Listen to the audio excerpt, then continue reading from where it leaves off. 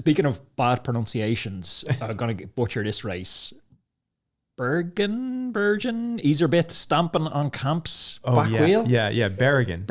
Yeah. So what was going on with that? Like, you probably know both the guys. Like, that looked insane from outside looking in. I'm not in Belgium on the regular basis. I do have quite a few Belgian friends still. Niels Albert was saying in one of his pieces of written commentary that he felt like there had to be something else that had happened that precluded that. He's like, because having been around, he's like, you know, Ilya Iserbit has been racing for a very long time, and you see this happened once.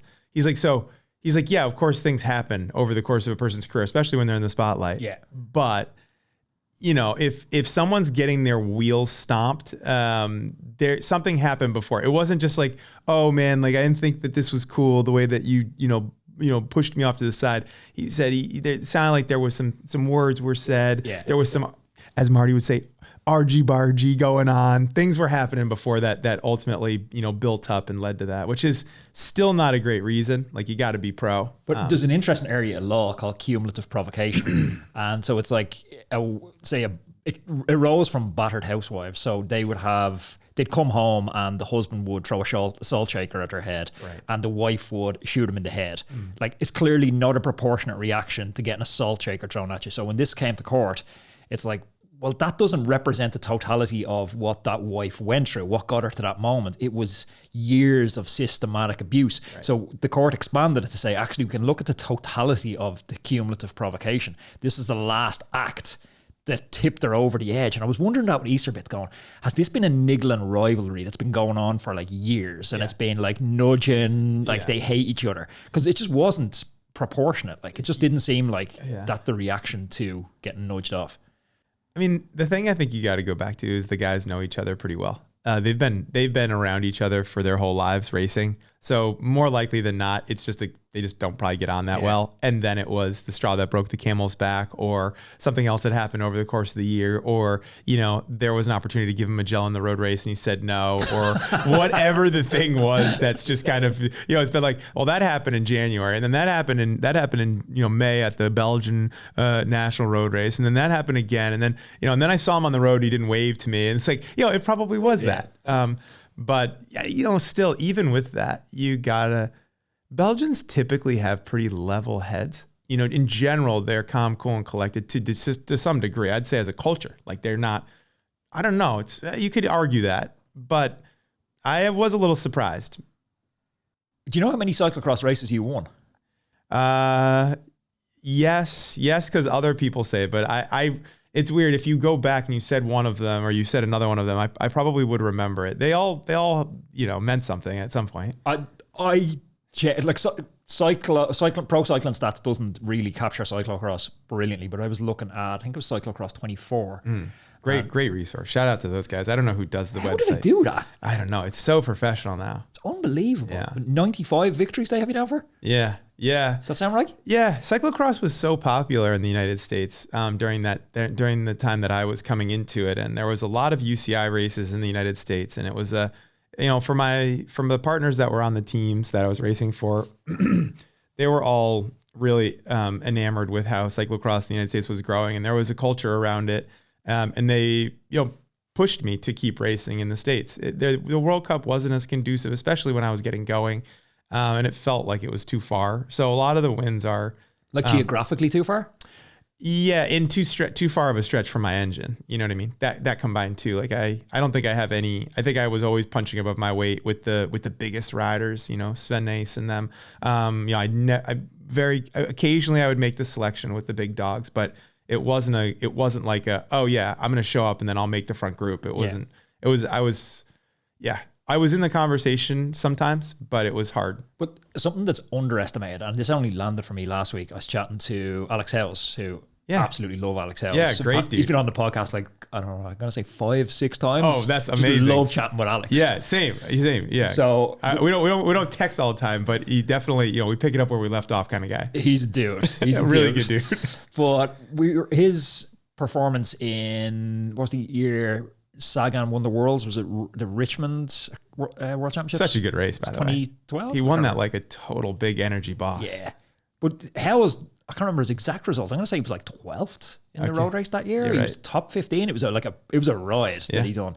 But if you contrast that to his other world championship performances, like they're nowhere near that. But he was saying the part that people don't understand is like an American going to Europe is hard. Yeah, super hard. He's like, it's so hard. He's hard. like, and for the first time, he had all the Euros coming to America. And now he's like, now you know my pain. Yeah. Now you know what it's like to be uncomfortable in an environment, to not recognize the food, to not recognize the people, to not recognize, social cues. He's like, all of it adds this cumulative stress that you don't realize. Dude, I could go on about this for more than an hour. And then the thing that the Euros get away with is that there isn't a thing where they have to come and make a life in the United States and then perform. And we just see it time and time and time again where the rider from the US has the engine, or from North America has the engine, but just doesn't perform at the same level in Europe, or they do at first, but then they don't over time. And that was definitely the case for me. Truthfully, I mean, after I retired, I did therapy for like anxiety and things like this, not because it was, but just because I felt like there was an alternative to like being anxious. But Europe will make you anxious if you're just there by yourself. When I first went over, I was 19. This guy, Jeff Proctor, who runs the European cyclocross camp, had invited me to come. I got to know at that time, Noël Dionquera. He was a Belgian that was running the United States national team, and he had invited me over. I was on Jelly Belly, which was a road team from the United States, a Division III road team. And all these things kind of came together, and Noel saw a lot of enthusiasm and promise in me. And he was like, hey, Jeremy, don't go home, just stay. And I was like, okay, because I was only going for a 2-week camp, and I didn't know anything. But man, I was in a rough place when I first went to Europe by myself. I had no friends there, just basically dropped in the middle of West Flanders by myself at 18, 19 years old, and figured it out. But it was lonely as hell. Oh man, it was lonely as hell. And at first I did really well. But Noel was like, he knew it was going to be trial by fire. It's just like, just go for it. You'll be fine and see how you do. And that's the way that he would weed out a lot of kids. But when I came back the next year, he was like, Jeremy, you have to come back 15 pounds less weight. And then for sure, you are really good and you make it happen. And I did. I came back 15 pounds later, and he was so thrilled. He was ready to just go all in for me. He had his brother was out there with the motor scooter. We had Chris the Fox was out there. He was like going to the races with me. I had Luigi the mechanic. I had so many great resources that he rolled out the red carpet for. He brought me over to do some of the under 23 road races like Tour of Flanders and stuff. Yeah, it was super cool. I got a huge introduction. And I was like, cool, I'll do 6 months here. Just live here. But gosh, it's hard. That's changed so much though. Like, I'm not saying it's not still hard, but we're looking before the show, we're the same age, basically a couple of months between the two of us. Okay. And when I went to France, I was recalling this experience to a new training partner I have at the moment. He's 20, he's super eager. He's on the way up, he's visions for a world tour. And he's talking about like the transition over to France. He's like, and then he starts talking about like Strava segments and stuff. And I'm like, dude, we didn't have maps on Garmin's back then. He's like, he was looking at me like I was talking about the Victorian era. Oh, yeah. He was like, it was blank expression. He's like, well, how did you know where to go for a training ride? I was like, we had a map in the hall, and me and the other Irish riders would like go, well, this is a 6-hour route, this is a 4-hour route. You're bringing back the memories, man. And you'd have like a list of town names on a piece of paper for your 6-hour ride. Like, okay, I need to hit this town, this town, this town, this town. Here you stop for a coffee, you hit this town, this town. Yeah, exactly. He'd be like, Ardooie, Dendermonde, Rudevorde, and then there you go right. Huh? You're going to see the run punt, and then it's a Rex. You're going to go right. You're like, okay, cool. And then you're lost as hell. It's sleet and snow. You're like, all right, I got to call somebody to come get me. One time, I legitimately got caught out in like sleeting, snow, and hail. And I was so cold. I was getting hypothermic. I literally walked into this bakery. No one spoke English. I spoke zero Flemish. This is OG. And this is like whatever, 2001 or something, 2002. And the woman just looked at me and I was like, I need to go to Izegem. But it was like, that's not exactly how it was pronounced. It was like in West Flanders Flemish dialect. It's like Izegem or oh, yeah. Like it took at least 15 minutes. But she just gave me this little butane heater and gave me a pastry. And I just sat there shivering, just like, oh, da, da, da, da, da. But this guy from like Brussels comes up in this like black Mercedes. And I've got got my bike. I take the wheels off. I put it in the trunk, and it's like 50 euros or whatever. And I get dropped back off at Noel's like place at the house for this. And I remember like, man, if he finds out that I had to take this home, he's going to be so disappointed. But it all worked out to plan. Like the guy dropped me off. I went upstairs. I found 50 euros that I'd had. It was the only like cash that I'd had with me. I bring it out to him. I give it to him, and he like kind of shrugs his shoulders and leaves. And then I'm like there just totally disheveled. Like I'd been so cold. I could not feel anything. And Noel walks in. He's like, how was the training ride? And I'm like, great. Just like I'd rather die than tell Noel that I had to take a cab home because I got lost and felt like I nearly died. Is that like a rite of passage though for Anglos going to the Euro countries? Because I have such a similar story. Like went on a 4-hour training ride in France. A buddy of mine had come over from Ireland on holidays. I was like, oh, I'll meet you. But he took me out of my loop that I knew. And so he's like, oh, I turn off here for my campsite. I'm like, cool. I ended up like, I'm 10 hours deep into this thing. It's pitch black dark. I'm going through these tiny French towns, and I lived in a place called Pons, Pons, but it's pronounced Pont. In France, you don't pronounce the S. So I'd be like, où est la Pons? And people are like, oh, Pons, Pons. And after about like 10 villages, like I've given up and I'm scouting out like doorways that I can sleep in because I've no money for a taxi. Don't know how I'm getting home. I've no mobile phone. It's pouring rain. I'm like hypothermic. No mobile phone. And I'm like, one guy, oh, où est la Pons? Like, which way is Pons? And he's like, oh, Pont. And I was like, yeah, Pont. He's like, oh, Pont. I was like, oh, I've been saying that for 2 hours. I eventually made it home. I think like my Garmin had like a 14-hour ride time or something. Oh, gosh. Absolutely broke and trying to race the next day. Oh, man. Yeah, these are the stories, though. This is maybe what makes cyclists so hard in their minds. Like if you've done it a little bit, then you've been probably in a similar position. Do you know what I mean? Yeah. It can be a really hard sport. And even stuff like the passage of time, like it's changed Garmin's routing, stuff like that. But even nutrition, like the idea of the fueling is now part of being a bike rider is just so obvious to someone now. Yeah. I remember racing like, you know, Coupe de France and it'd be 220k, like a old school, like Trobro Leon across fields and stuff.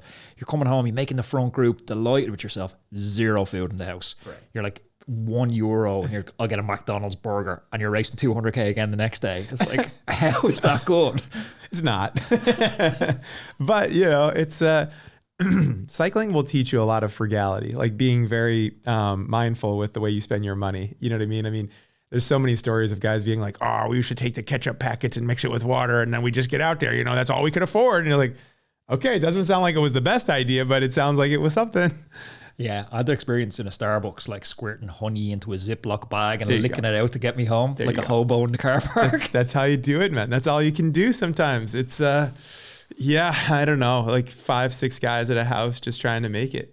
Roadman, whether you're a weekend warrior or a world tour rider, the right tools can make all the difference. Enter 4i's Precision 3 Plus Power Meter, the latest innovation from 4i, designed to help you reach peak performance.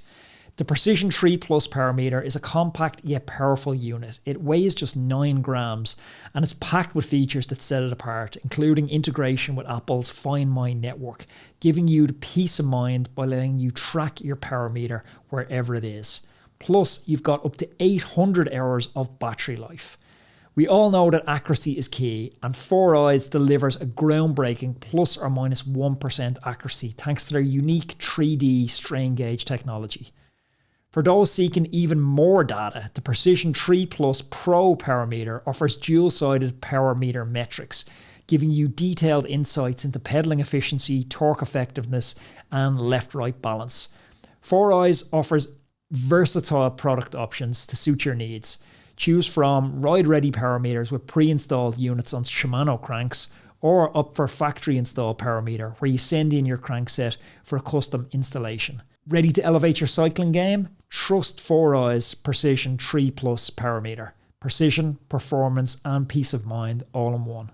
Learn more by visiting 4iiii.com. That's 4iiii.com. I'm going to put that in the description down below.